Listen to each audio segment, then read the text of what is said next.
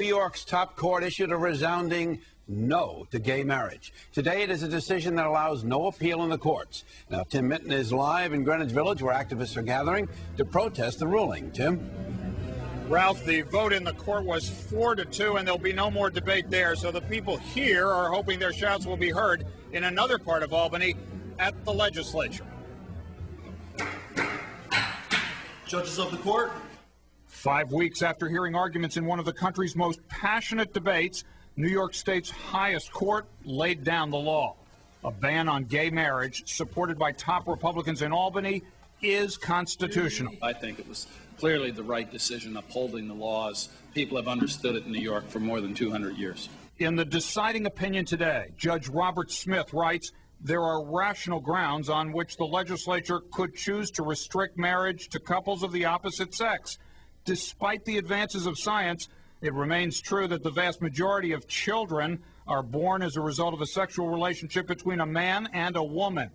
As a second reason, the court adds, the legislature could rationally believe that it is better, other things being equal, for children to grow up with both mother and father. They really didn't have much to say other than that it should be decided in the legislature and some ridiculous arguments about the children. In a stinging dissent, Chief Judge Judith Kaye writes, this state has a proud tradition of affording equal rights to all New Yorkers. Sadly, the court today retreats from that proud tradition.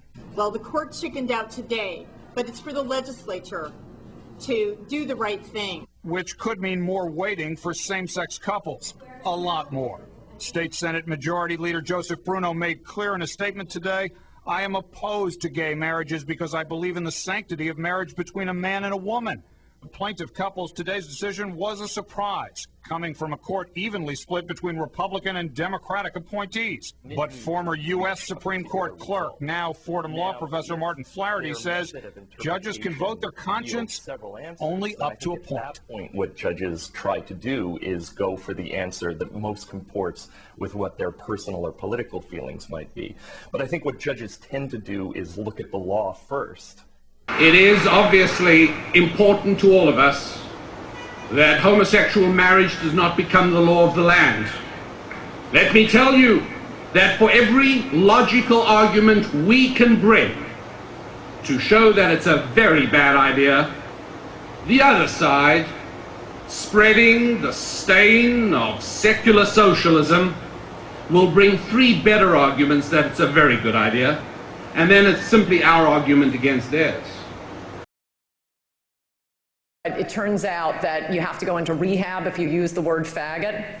So